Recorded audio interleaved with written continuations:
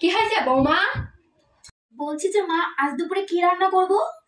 কি রান্না করবে সেটা করছি, কিন্তু তোমার মাথা থেকে ঘুমটা খালি পড়ে যায় কি করে বৌমা?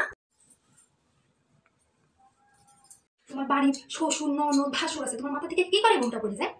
ভুল হয়ে গেছে মা, আর হবে না।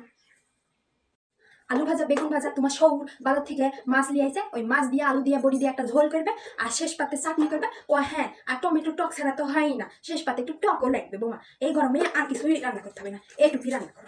এত কিছু রান্না করতে বলছে, আবার বলছে এইটুকুই রান্না করো। কিছু বললে বৌমা?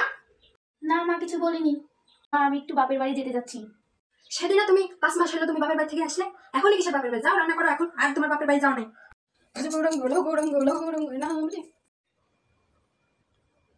বৌমা তুমি রান্না বাড়ি শিখাই তুলে থাকে, তুমি কি কানের মধ্যে কি বুঝে রাখিস? রান্না? মনে হচ্ছে তুমি রান্না মানে কিছু জানোই না বা বুঝোই না বৌমা। রান্না আমাকে করতে হবে না মা, অনলাইনে আমি অর্ডার দিয়ে দিয়েছি মা। আমি বাইরের রান্না খেতে পারি না বাপু। তাহলে আমি আর ওর জন্য অনলাইনে খাবার অর্ডার করে দিই, আপনি সিদ্ধ ভাত রেঁধে খেয়ে নিন মা। আমি বাবা কিভাবে একা একা রান্না করবো গরমের মধ্যে? তাহলে ভাই আমিও 1 প্লেট বিরিয়ানি খাই। বৌমা তাহলে আমার জন্য 1 প্লেট নিয়ে আসতে বলো। হ্যাঁ আমিও খাবো বিরিয়ানি। মা আমি বাপের বাড়িতে আমার নতুন ফোনটা আনতে যাচ্ছি। তোমাকে ফোন আনতে যেতে হবে না, বাবু আসার সময় তোমার ফোনটা নিয়ে আসবে, তোমাকে যেতে হবে না। পাশের বাড়ি গিয়ে তো ছেলের বইয়ের নামে ভালোই গুজগুজ করেন মা।